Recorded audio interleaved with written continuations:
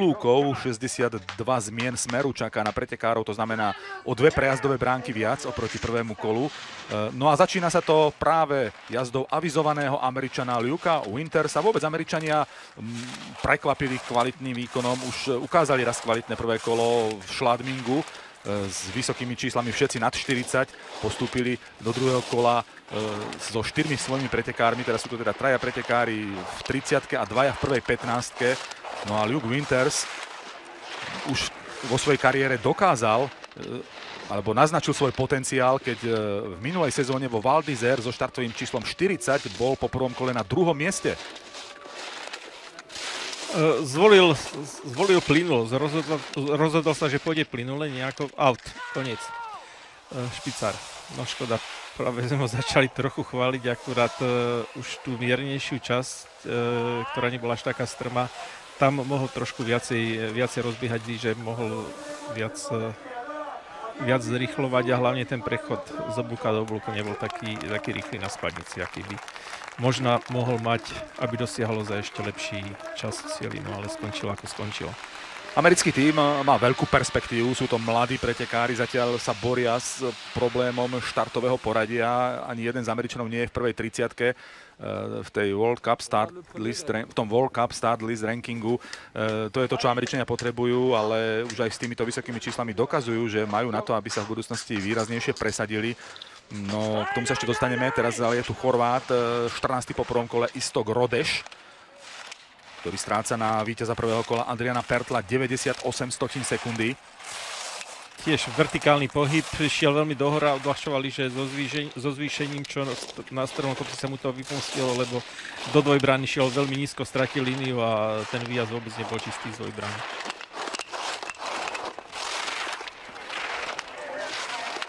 Rodeš bodoval v tejto sezóne iba raz, ako inak na domácom svahu v Záhrebe. Tam skončil 23. Inak je to pre ňo nevydarená sezóna zatiaľ. Tiež chvíľu zastaví pohyb v oblúku a tým pádom dochádza k zosuvu lyží, čo je samozrejme, každý šmík je strata rýchlosti.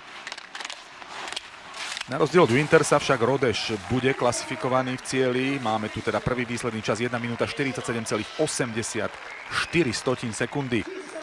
Rodeš môže profitovať z toho výhodného štartového čísla 2, ktoré má v druhom kole. No ale uvidíme, na čo to napokon bude stačiť. Nebola to úplne ideálna jazda. Takže... Tu sme videli, šiel priamo na bránu a zaťažené boli obely, že hoci vnútorná nebola tak veľmi zaťažená, ale skrátka dochádzalo tam k odskakovaniu lyže a ešte je jeden z nežiaducich vplyvov, ktoré pôsobia na pretekára potom. 13. po prvom kole bol Michael Matt, ktorý obhajuje striebro zo svetového šampionátu v Óre. Mimochodom, Michael Matt je jediný z aktívnych slalomárov, ktorý má medailu aj z majstrovstiev sveta, aj z olympijských hier. V Pyeongchangu bol v tejto disciplíne bronzový.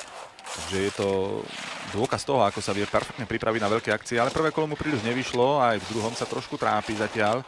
Aj keď má 19 sekundy k dobru, ide samozrejme veľmi riskantne. Takže sa ísť čo najúžšiu stopu.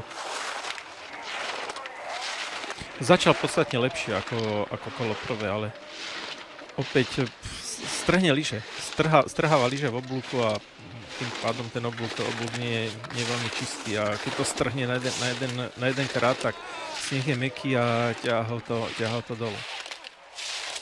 No, vidíme, musí zlepšiť líniu a môže si udržať eventuálne väčší náskok. Michael Matt je v cieli a nestačí to na Rodeša. O 20 sekundy je pomalší v porovnaní s Chorvátom, takže pre Michala Matta dnes teda to veľká sláva nebude v tom konečnom účtovaní. V každom prípade bude asi ďaleko od toho, aby mohol sa priblížiť k tomu druhému miestu z predchádzajúceho svetového šampionátu v Óre. Pretekár, ktorý má na konte vo svetovom pohári 6 pódiových umiestnení a 1 víťazstvo. Je to absolútny špecialista na slalom, nič iné nejazdí. To jediné víťazstvo dosiahol v Kraňskej Gore v roku 2017. Takže už pomerne starý dátum, čo sa týka jeho posledného aj zároveň jediného triumfu. Zvedaví sme aj na Belgičanov, pretože dvaja sa zmestili po prvom kole do najlepšej 30-ky. No a do 15-ky sa dostal Arman Marchand, ktorý s 29-kou vybojoval skvelé 12. miesto. On je veľmi silný, predovšetkým v strmých pasážach. Škoda, pár oblúkov šiel napriamo a tým pádom nevyužil dostatočne spadnicu, ale na tom strmom kopci až tak nevadí. Dôležité bude teraz, jak pôjde po medzičase. Dôležité, aby bol maximálne stál na spodnej lyži. Ako náhle sa postaví na dve lyže, dochádza k strhnutiu oblúku a zbytočnému spomaleniu lyží.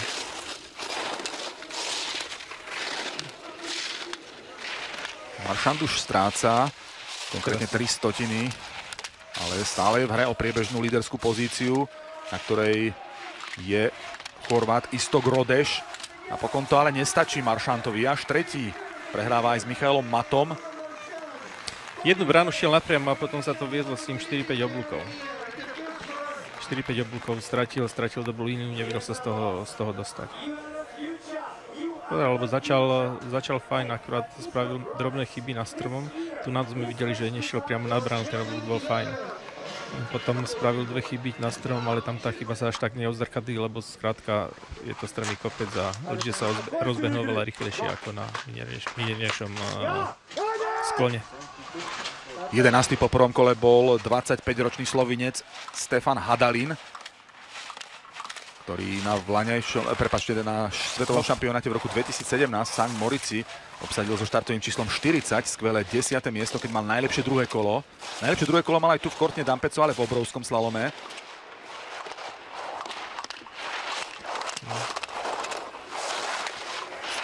Stratil výjazd z dvojbrány ešte pred medzičasom. Výjazd dvojbrány a potom 4 brány šiel napriamo, nevedel sa z toho dostať. Síce pred medzičasom bol ešte rýchly, ale spomalil lyže a to sa odzrkadlilo na ďalšom medzičase. Hadalin sa drží stále v zelených číslach, aj keď ten náskok je naozaj minimálny a bude to veľmi tesný súboj s Chorvátom Istokom Rodešom o priebežnú líderskú pozíciu. Ako to napokon dopadne v cieli, je to v neprospech Hadalina, konkrétne o 14 sekundy. Prehráva boj o priebežnú prvú priečku. A Istok Rodeš stále zostáva na prvom mieste, takže je tam posun už teraz garantovaný pre reprezentanta Chorvátska. Mimochodom Chorváti majú majstra sveta v slalome zásluhou Ivicu Kosteliča, ktorý získal zlatú medailu v roku 2003 v St. Moritzi. Tu sme videli vertikálnu bránu. Veľmi dôležitý je nájazd do vertikálnej brány, konkrétne to bola dvojbrána a výjazd mal, keď má nájazd zlý, ešte bránu aj bránu pred nájazdom do dvojbrány nejde presne, je na ňu priamo, tak prvú bránu dvojbráne už lyže nemá správne otočené v smere jazdy a potom ten výjazd má veľmi nízko a keď je výjazd zlý, tak potom ďalšiu bránu tiež nejde správne, nemôže zatočiť včas na spadnici a tam ho to stojí dosť veľa času. No, vraciame sa späť k tomu veľmi perspektívnemu americkému tímu. Toto je muž, ktorý naozaj si zaslúži absolútne uznanie a rešpekt za to, čo predvedol v prvom kole. So 43-kou 10. najlepší čas. Jet Seymour aj v Schladmingu s 58-čkou postúpil do druhého kola. Môžem sa povedať, že aj v druhom kole, lebo odštartoval ozaj výborne a drží tempo. Teraz to mohol trošku hotovo. Tak Američania dopadli veľmi zle opäť. Škoda. Aj Winters, aj Seymour sú z hry von, ale potenciál je tam evidentný u oboch. Potrebujú ale výsledky, pretože skrátka alfa a omega úspechu v slalome je číslo a to zatiaľ Američania nemajú. Škoda. Mal veľkú šancu sa posunúť vo svetovom rebríčku, keby prišiel do cieľa v tomto tempe, v ktorom šiel, tak mohol byť dosť vysoko. Áno, minimálne v prvej desiatke by to pre Seymoura dnes bolo, ak by nebolo prišlo to zaváhanie a následné vypadnutie. Daniel Jul na trati, 27-ročný Švajčiar. Pre Švajčiarov opäť veľmi nevydarený deň. Podobne ako v mužskom obrovskom slalome, tak aj slalom zatiaľ prináša Švajčiarom veľké sklamanie, pretože práve Daniel Jul je najvyššie postaveným Švajčiarom po prvom kole, ale iba na 9. priečke. Má pustené lyže pred sebou, vidno to aj na medzičase, ale pokiaľ tak pôjde aj záver, lebo ten nie je tak strmý, pokiaľ sa nedostane na začiatku oblúku pred lyže a nezrýchli lyžu, tak mu to nebude stačiť v cieli. V konečnom hodnotení uvidíme, necháme sa prekvapiť, či zmení niečo na svojej jazde. Jul bol v predchádzajúcich 2 sezónach stabilným členom elitnej sedmičky, ale v tejto sa trápi a vypadol z tej najelitnejšej spoločnosti svetových slalomárov. Teraz to stačí zatiaľ na priebežnú prvú pozíciu, takže po dlhšom čase tu máme zmenu na čele. Istoka Rodeša strieda Daniel Jul. Ešte pár brán a bolo by ho to dobehlo. Bolo by ho to dobehlo, že tá strata mohol mať plusové čísla, ale... Dnes to bude teda výsledok, ktorý je lepší, ako zatiaľ sú jeho výsledky v tejto zime. V najhoršom prípade dnes bude 9. Celkovo mu patrí v slalome až 15. miesto v tejto sezóne. Iba 3-krát sa dostal do prvej desiatky, 2 7 a 1 10. miesto. To sú jeho highlighty zo sezóny, ale on je pretekárom, ktorý už má na konte 4 víťazstvá vo svetovom pohári v slalome. Uvidíme, na čo to bude stačiť v tom konečnom účtovaní.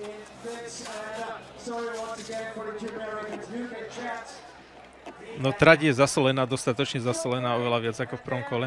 Dali si záležať usporiadatelia.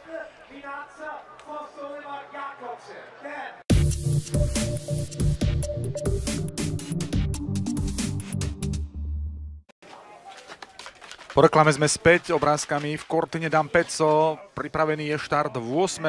pretekára po prvom kole a je to súčasná jasná svetová jednotka slalomu. Marco Schwarz je suverenným lídrom hodnotenia najtočivejšej disciplíny vo svetovom pohári. My sa teraz ešte pozeráme na Alexa Vinacera, taliansku vychádzajúcu hviezdu, ktorý bude útočiť z 2. miesta po prvej časti pretekov. No ale Marco Schwarz, ten je po prvom kole v 8, ale nie so stratou, s ktorou by nemohol útočiť na víťazstvo, pretože jeho strata 57 sekundy, to je rozhodne hrateľná záležitosť, hlavne v súvislosti s výkonnosťou a potenciálom Marka Schwarza, ktorý je v tejto sezóne mimoriadne konzistentný, dokázal 2-krát vyhrať a predovšetkým 7-krát z 9 slalomov sa dostal na stupeň víťazov, takže naozaj to je mimoriadna stabilita výkonnosti. Obhajca bronzu z predchádzajúceho svetového šampionátu určite pôjde s maximálnym rizikom do druhého kola. Má na konte už zlato a bronz z tohto svetového šampionátu, takže úspešný už bude v každom prípade.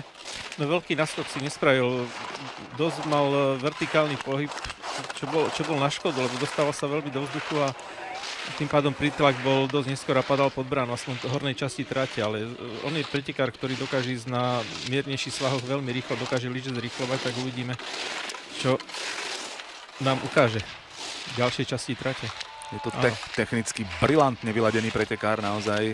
Tu vidíme, aký má ale tam je veľký problém. Marco Schwarz sa zastavila, dokonca aj končí, takže nebude klasifikovaný v cieli. Sme ho prechválili, lebo bolo vidno, ste si mohli všimnúť, jak akceleruje lyže. Tá lyža hneď bol pri ďalšej bráne. Veľmi, veľmi dobre zrýchlil lyže. No ale... No ďalšiu medailu teda už nepridá do svojej zbierky v Cortina d'Ampezzo. Ostane na bilancii 1 zlatej a 1 bronzovej medaily. Zlato v alpskej kombinácii, bronz veľmi nečakaný. Pridal v obrovskom slalome, kde dokonca predviedol vôbec najlepšie druhé kolo. A toho práve katapultovalo na 3. miesto. Aj keď mal šťastie, tá bronzová medaila bola pre ňu tak trošku darčekom po vypadnutí lídra po prvom kole. Francúz Alexis Pinturault neudržal prvé miesto a vypadol, no a to práve posunulo Marka Schwarza na bronzovú pozíciu v obrovskom slalome. V slalome ale nepotvrdil tú štatistiku z tejto sezóny a nebude medzi klasifikovanými pretekármi. 7. muž po prvom kole Alexis Pinturault tak trošku zažil športovú tragédiu v obrovskom slalome po fenomenálnom výkone, fenomenálnej jazde v prvom kole. Napokon skončil bez medaily. No mal oveľa lepšiu líniu, ak mal pred ním Schwarz. No teraz to už musí začať púšťať. Keď chce ísť do cieľa prvý.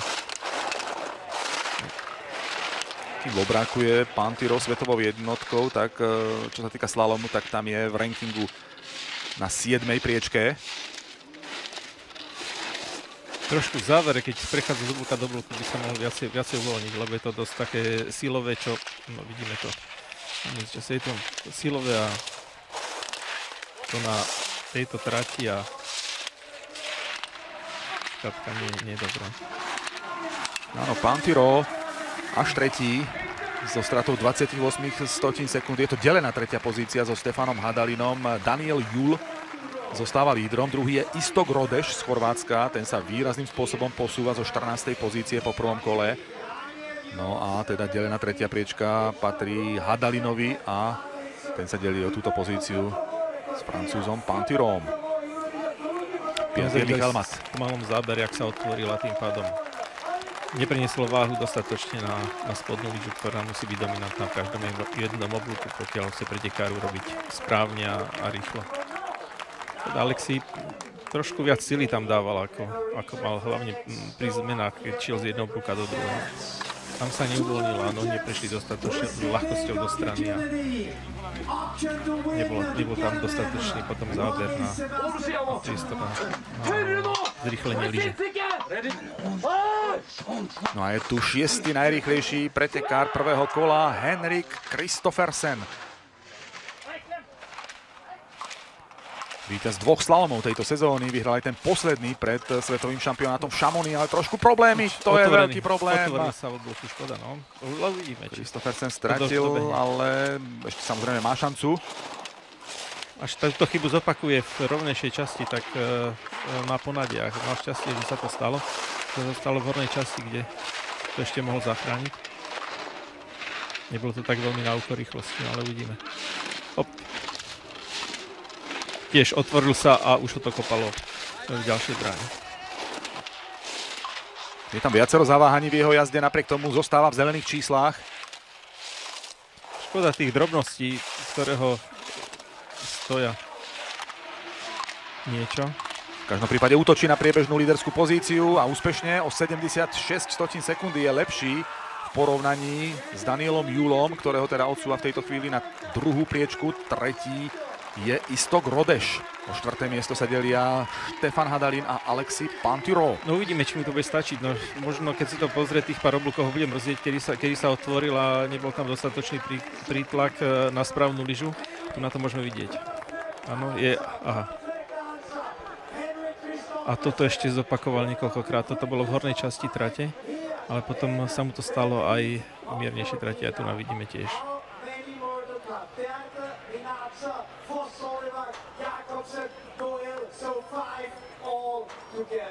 Boli v jeho jazde jednoznačne rezervy. Napriek tomu to zatiaľ stačí na priebežnú prvú pozíciu s pomerne veľkým náskokom pred týmto mužom. Daniel Jul teda opúšťa kreslo lídra. No uvidíme, či jeho konkurenti, ktorí sú ešte na štarte, budú chybovať, alebo to dokážu prejsť s menšími chybami. No je tu už priestor pre ďalšiu francúzsku veľkú nádej. Clément Noël, 5. miesto po prvom kole. So stratou 38 sekundy na lídra Adriana Pertla. Na Pantirova na Kristoffersena mal dobrú 400 sekundy, mierne navýšil svoj náskok, ale zatiaľ ide proti Kristoffersenovi, ide vo veľkom kľude. Vo veľkom kľude, nemá absolútne žiadny problém. A teraz to musí naštartovať. Škoda. Ale ide. Je to oveľa čistejšia jazda v porovnaní s Kristoffersenom. A nad bránou. Aj. Tak aj Noël to nezvláda napokon. Koho prechválime, tak asi tak vypadne. Ja.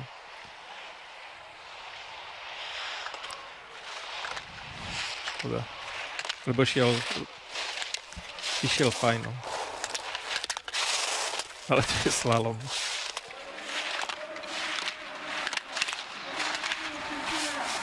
Francúzsko teda dnes bez medaily. To už je v tejto chvíli istota. Napriek tomu veľmi úspešný francúzsky šampionát. Francúzi ukončia v Courtney Dampezzo svoje účinkovanie s bilanciou 2 zlatých, 1 striebornej a 2 bronzových medailí, 5 cenných kovov a 3. miesto v medailovom hodnotení krajín. No ale dnes mali naozaj veľké želiesko v ohni. Práve Clément Noël bol spomínaný veľmi často ako jeden z najväčších favoritov. No, mal veľmi dlhú vnútornú nohu. Šiel na krátku spodnú a Kristoffersen v napätí, ako to s ním dopadne. Ešte 4 pretekári ho môžu ohroziť a zosadiť. Je, lebo je si vedomý svojej jazdy. Vie, ako šiel druhé kolo, síce bolo rýchle, ale uvedomuje si, že nebolo to až také, aby mohol byť si istý s tým, že... A už teraz uvidíme, ako sa vysporiada s výzvou medailovej nádeje, alebo z šance na medailu Kristoffer Jakobsen. Pretekár, ktorý určite má na to, aby Kristoffersena z vedúcej priečky zosadil. 26-ročný Švéd. Škoda, tam dve brány ušli, šiel veľmi napriamo, ale potom sa hneď z toho dostal. A hotovo. Tá ďalší špicár, tentoraz vyraďujúci Kristofera Jakobsena, tak je to Waterloo v druhom kole pre viacerých adeptov na medailu. Kristoffersen to zvládol zatiaľ najlepšie, vedie pred Danielom Julom a Istokom Rodešom, ktorý sa výrazným spôsobom posunie do prvej desiatky zo 14. miesta po prvom kole. Rodeš je v tejto chvíli tretí a v najhoršom prípade bude 6. zo 14. miesta. Úžasný posun. No a Daniel Jul je to už švajčiarskou nádejou napokon, aj s ešte teoretickou medailovou šancou, keď vidíme, ako to zatiaľ prebieha a ako majú pretekári problémy zvládnuť nástrahy trate, tak ešte Daniel Jul úplne bez šance na ceníkov nie je, aj keď bol po prvom kole až 9. Tak Nori už majú istú medailu. Áno. Nori už majú istú medailu. Buď Kristoffersen alebo Foss Sulevåg sa o to postarajú. Jeden z týchto dvoch to bude určite. A teoreticky aj obaja ešte na stupňoch víťazov môžu byť. Tiež tá línia nie je úplne ideálna, ale lyže mu idú, no. Snaží sa ich mať pustené. Viackrát v tejto sezóne pokazil druhé kolo práve v tých teplých podmienkách, na rozbitých tratiach máva problémy, ale teraz sa ide systémom obrátenej 15, takže by to až taký problém pre Fossa Sulevåga nemal byť. A on tiež je pretekár, ktorý dokáže ísť veľmi rýchlo na tratiach, ktoré nie sú veľmi strmé, tak uvidím, aby sme ho veľmi neprechválili, ale áno, ide. Zatiaľ mal proti Krajanovi k dobru 37 sekundy, čo je pomerne veľký náskok. Takže je tu šanca. Tam trochu uši lyže, ale nestratil rýchlosť. No, takže double zatiaľ v cieli. Je to tak, áno. 46 sekundy k dobru pre Fossa Sulevåga, takže to je garancia jeho medailového umiestnenia. Potvrdenie životnej sezóny aj na majstrovstvách sveta, ktorú zakončí s 2 medailami, pretože má zlato z tímovej súťaže. No a teraz pridá minimálne bronz. No, Kristoffersen to cítil, vedel to, že nebol spokojný so svojou. Aj keď mal veľký náskok, že mal, ale tie chyby, kde spomalili, že ho možno budú stať medailu. No uvidím, ešte dvaja chlapci sú na štarte, tak... No, sú to pretekári, ktorí nemajú skúsenosti s takýmito pozíciami, alebo majú len minimálne skúsenosti s pozíciami, na akých sú dnes. To znamená Alex Vinacer či Adrian Pertl. Alex Vinacer má síce fantastickú juniorskú kariéru za sebou. Je juniorským majstrom sveta v slalome z roku 2019 z Val di Fassa a rok predtým bol v Davose vicemajstrom sveta, ktorý ho zdolal iba Clément Noël.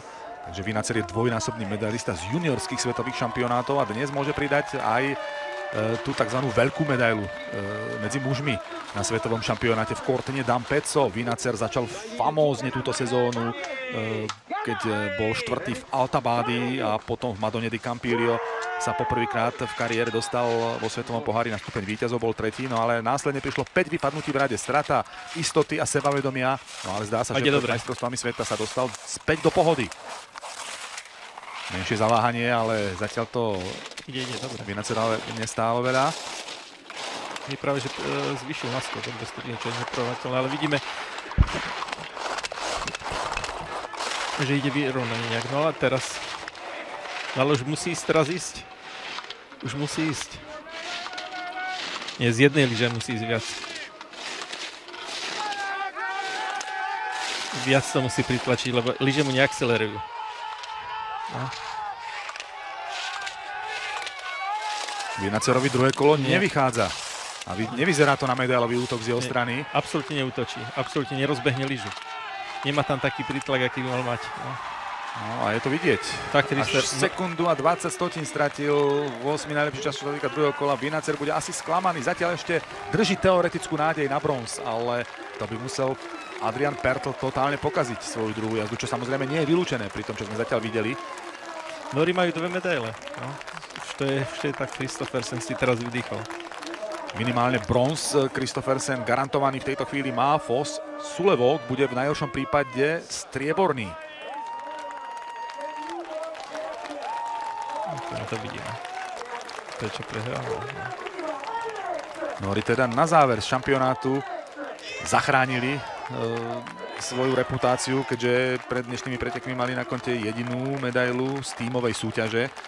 Bola síce zlatá, ale predsa len tá tímová súťaž je tak trošku na okraji. Toto sú vôbec prvé individuálne norské medaily na tomto šampionáte, či už čo sa týka žien alebo mužov. No a budú teda dve v jednej disciplíne. Mužský slalom teda prináša Norsku veľkú radosť.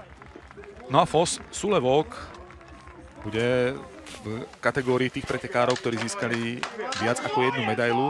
Je v poradí 6. mužom s takouto bilanciou.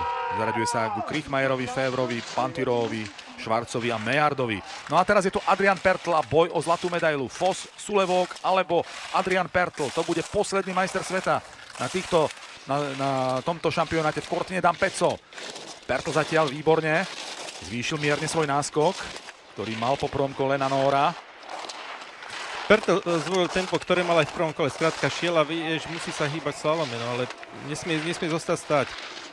Musí pokračovať v tom tempe, ktoré má a môže to byť pre neho veľký úspech.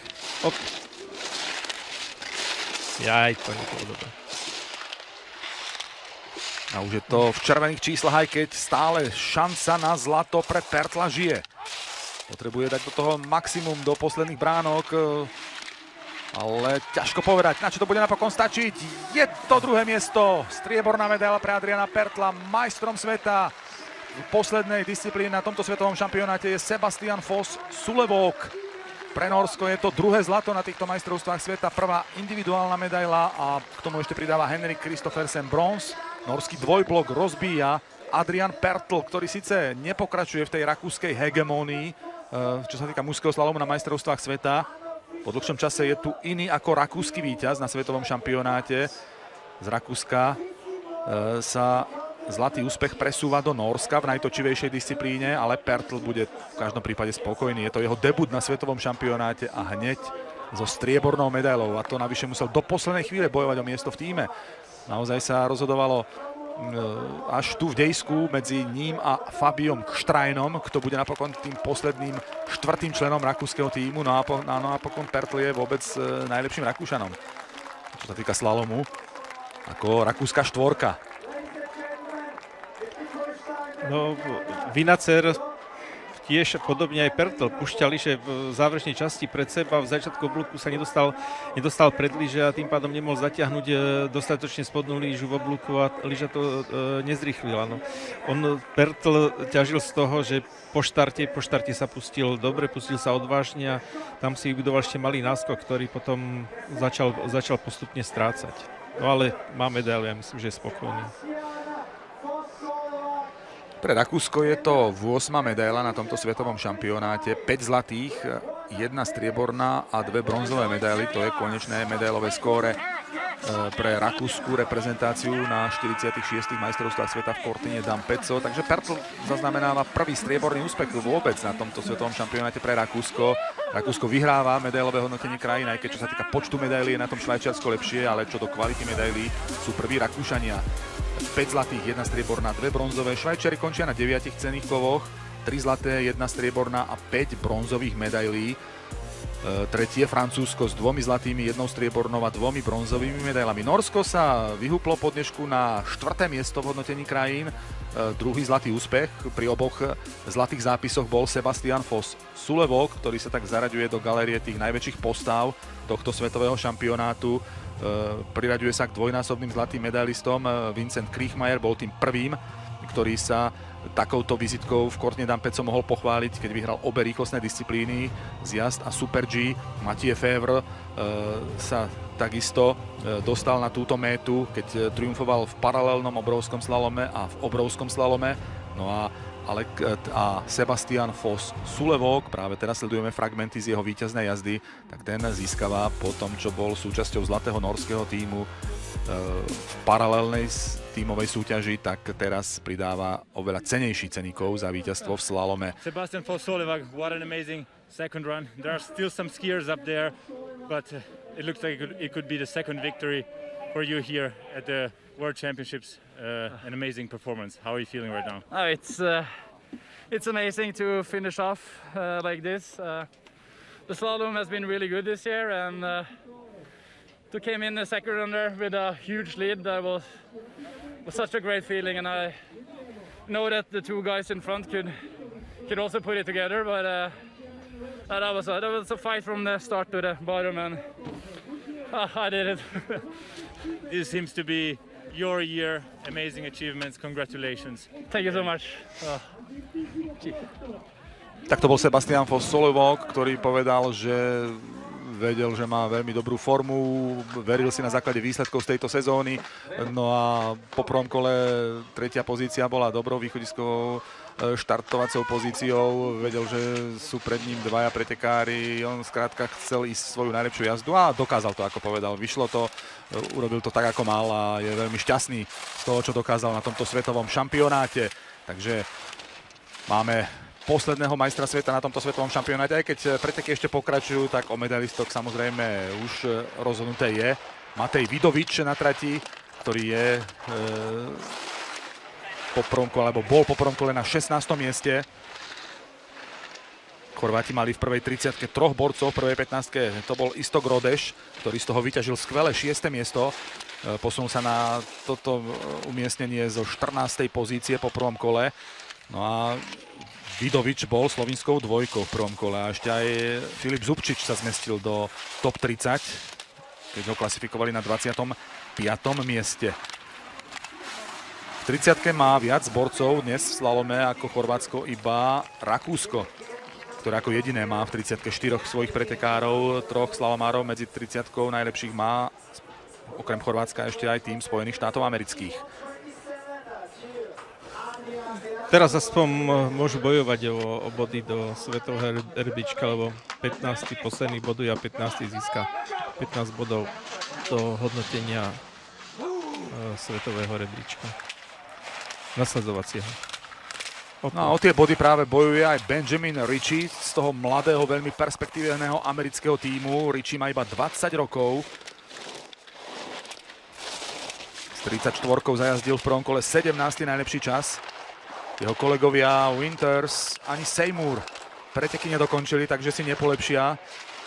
Tak snáď to vyjde aspoň Ritchiemu. Ale o Američanoch určite v budúcnosti budeme počuť, pretože sú to mená, ktoré si je dobre zapamätať. Smerom do budúcnosti Ritchie, Lewer, Seymour či Winters.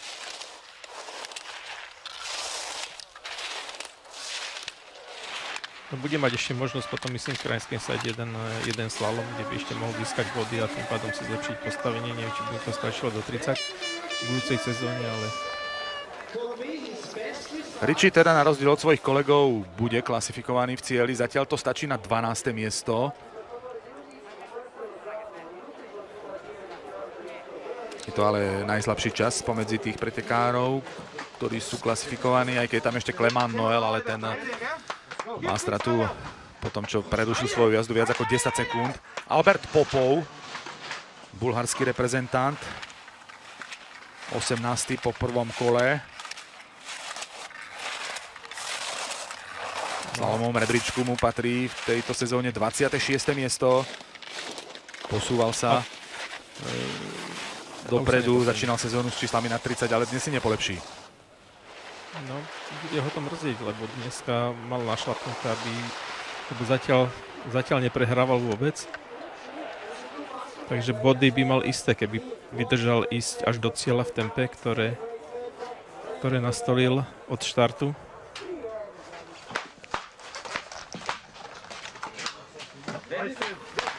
Simon Jefimov, ruské prekvapenie prvého kola. Tento zatiaľ veľmi málo známy pretekár. Má síce 24 rokov, ale so štartovým číslom 49 dokázal zajazdiť 19. najlepší čas. Muž, ktorý nemá zatiaľ žiadne skúsenosti so svetovým pohárom. Po vypadnutí Chorošilova zachraňuje ruskú česť v slalome na majstrovstvách sveta.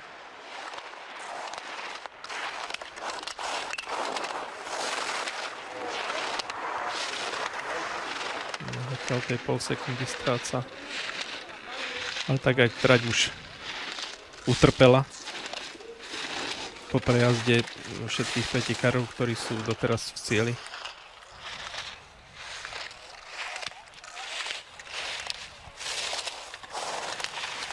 Jefimov by sa mal zaradiť na 13. miesto priebežného poradia Pre ňo to bude určite veľká vzpruha smerom do budúcnosti.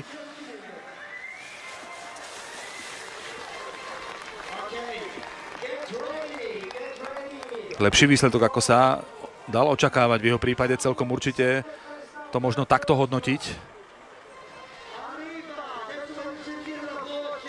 Pretekári, ktorí sú na štarte, ešte majú nejakú motiváciu útočiť o zisk nejakých bodov. Myslím, že to sú slušné body do hodnotenia svetového rebríčka.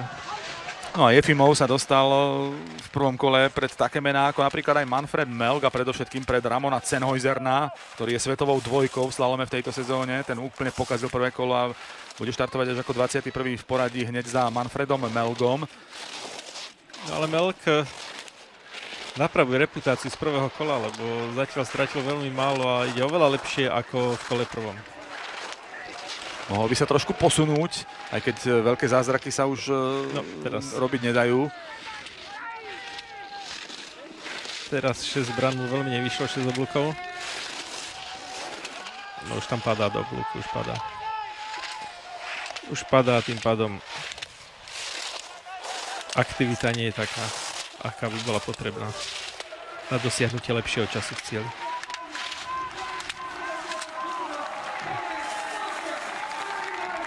Zdoláva Rusa Simona Jefimová, ale 13. miesto pre Manfreda Melga. Pretekára, ktorý už pomaly musí myslieť na koniec kariéry. Má na konte množstvo úspechov, je to mimochodom aj celkový víťaz hodnotenia slalomu. Má malý kryštáľový globus zo sezóny 2007-2008. V Bormiu oslavoval celkové víťazstvo v slalome vo svetovom pohári. Určite jeho doteraz najväčší úspech v kariére, okrem toho 2 medaily zo svetových šampionátov, 1 striebro, 1 bronz. No a tu je Ramon Sennhäuser, ten má strieborný úspech na konte z olympiády v Pjongčangu v tejto disciplíne. Okrem toho je aj olympijským víťazom z tímovej súťaže.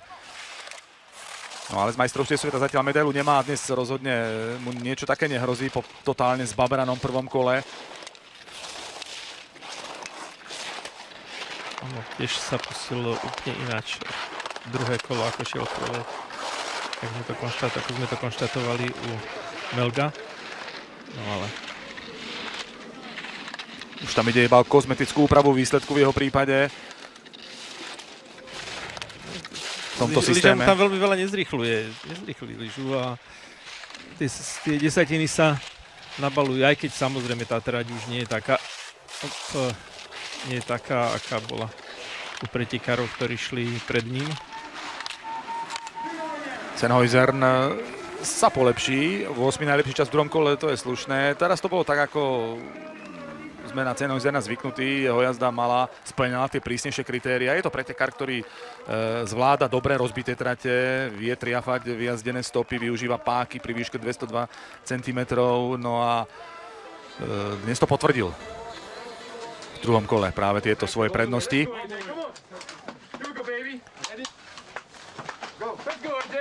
Ramonové lyžiarky sú ako detské lyže, má veľmi veľkú nohu. A tu je zástupca gréckeho lyžovania, aj keď to nie je Grék, ale je to Američan reprezentujúci Grécko, AJ Ginnis. Púšťa lyže, ale mal na mále, no uvidíme, či tento štýl jazdy mu vydrží až do cieľa. Hop. V tejto sezóne už dokázal zaujať tento pretekár. Vo Flachau so štartovým číslom 45 skončil 11., ale do cieľa nepríde. To sa malo kedy podarí tento druh jazdy, ktorú zvolil, aby sa mu podarilo úspešne dojsť do cieľa. On bol zrelý skôr na to, že skončí účinkovanie.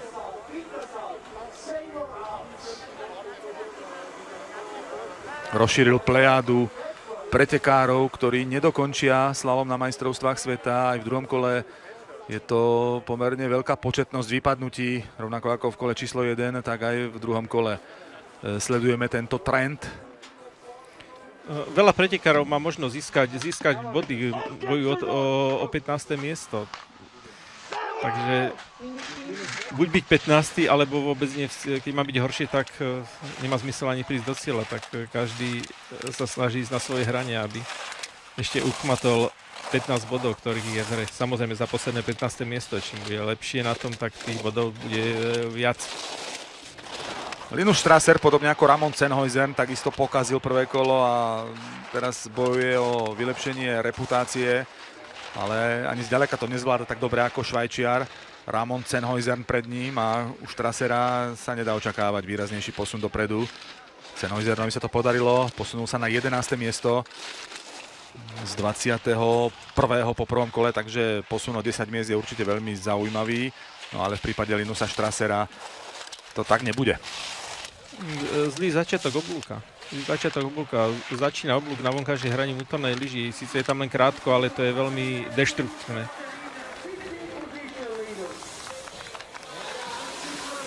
Viac ako 3-sekundové manko pre pretekára, ktorý sa v tejto sezóne dokonca ocitol aj v elitnej sedmičke po fantastickom úvode tejto sezóny, keď v prvých 5 slalomoch skončil 3-krát v prvej peťke.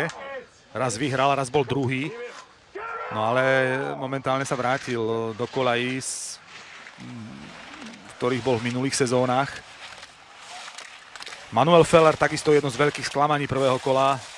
Pretekár z elitnej sedmičky, bol dnes najslabším Rakúšanom, až 24. po prvom kole. No to bolo veľmi veľké sklamanie pre neho samého.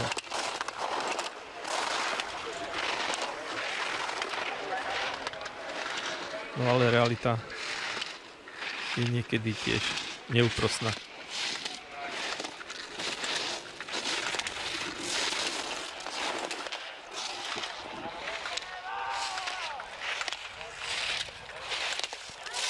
No hotovo.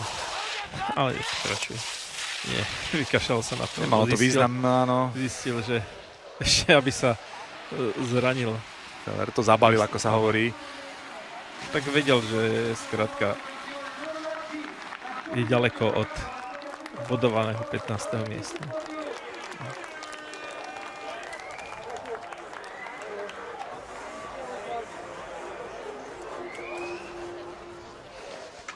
Filip Zubčič, pripravený v štartovacej búdke.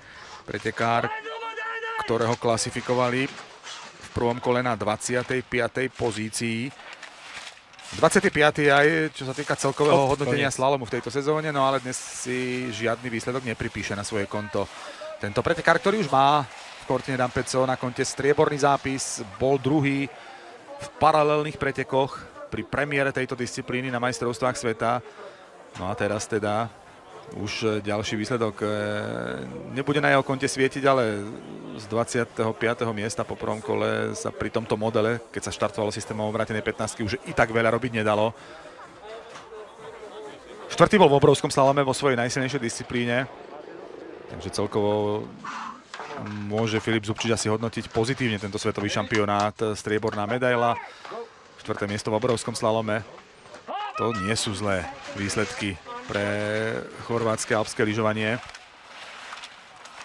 Erik Ried na trati, 29-ročný Kanaďan.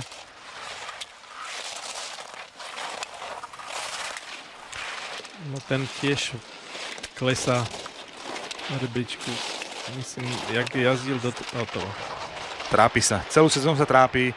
Iba raz sa dostal do prvej 20-ky z 9 možností, z 9 slalomových možností, ktoré doteraz boli vo svetovom pohári. To nie sú výsledky, na ktoré bol Erik Ried zvyknutý. Až 34. je v hodnotení najtočivejšej disciplíny v tejto sezóne, takže strata pozícií.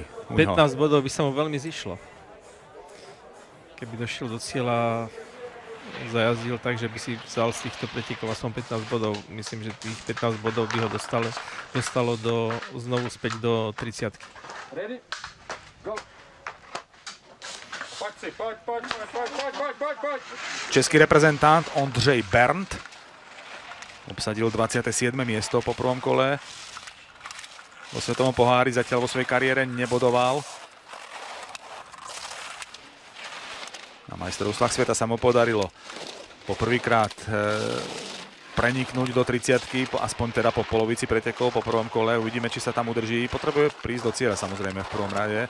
To je ten základný predpoklad. A Bernd. V novodobej kapitalistickej histórii Česka sa to podarilo získať body vo svetovom poháre len Ondrovi Bankovi, Filipovi Trejbalovi a Krízlovi. Bernd dlho už sa pohybuje v pretekoch kolotočí svetového pohára. Ale výraznejšie sa nedokázal etablovať. Nie, možno v kombinácii sa mu podarilo získať nejaké body, ale nie som si istý. Ale čo sa týka technických disciplín, tak určite nie. A už 32 rokov, takže tam už sa nedajú očakávať nejaké veľké zázraky smerom k nejakému výraznejšiemu posunu.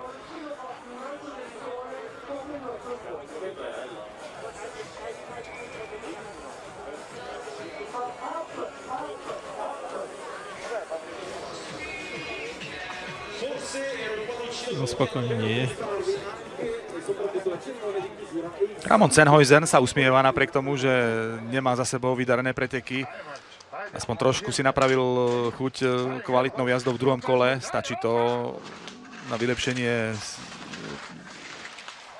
jeho postavenia o 10 priečok z 21. na konečné 11. Tak nemal veľký dôvod byť smutný po týchto pretekoch, lebo prvé, druhé kolo ukázalo, že skrátka Ramon Jiska nemal ten správny deň, aby útočil na popredné umiestnenie, na ktoré bol zvyknutý. Horší bolo, keby ozaj bol dobrý na tom po prvom kole a v druhom kole vypadne. Takže ten smutok je iný. Keď vie, že preteky sú pokazené, ako keď vypadne a má šancu získať medailu a v druhom kole vypadne.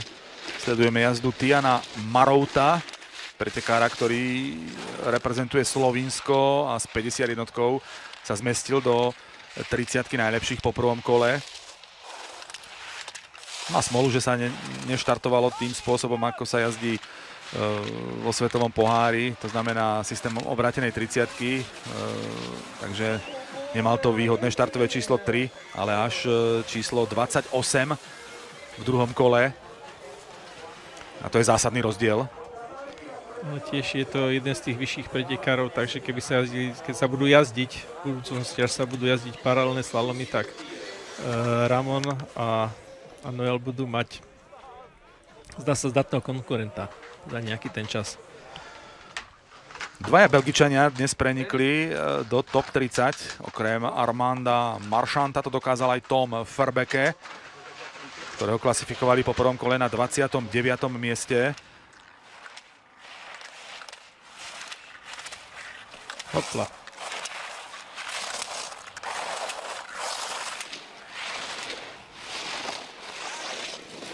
No a pomaly môžeme bilancovať svetový šampionát v Cortine d'Ampezzo. Program sa dnes teda napevno uzatvára.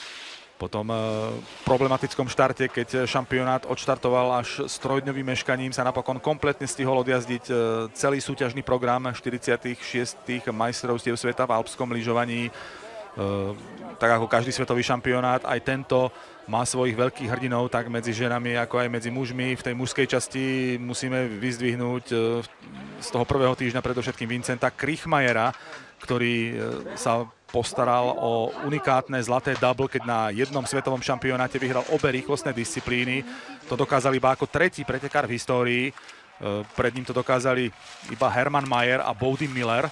No a Vincent Kriechmayer navyše je prvý v histórii, ktorý získal 4 medaily za sebou v rýchlostných disciplínach, pretože aj v Óre na predchádzajúcom svetovom šampionáte bol strieborný, respektíve bronzový v Super G a v zjazde, takže 4 krát za sebou v rýchlostných disciplínach získal na majstrovstvách sveta medailu. To sa zatiaľ nikomu v histórii nepodarilo, takže Vincent Kriechmayer je tým veľkým hrdinom tohto svetového šampionátu. Potom sa k nemu pridal Mathieu Fevre, ktorý takisto ako Vincent Kriechmayer získal 2 zlaté medaily. Kým u Kriechmayera sa to tak trošku očakávalo, alebo rozhodne to nemožno hodnotiť ako prekvapenie, že to Kriechmayer dokázal, tak Mathieu Fevre, tak ten je veľkým prekvapením. Asi pred svetovým šampionátom by nikto netypoval, že vôbec získa medailu a je dvojnásobným svetovým šampiónom. To je veľký úspech. Áno, veľmi, veľmi veľký. Asi najväčší, jaký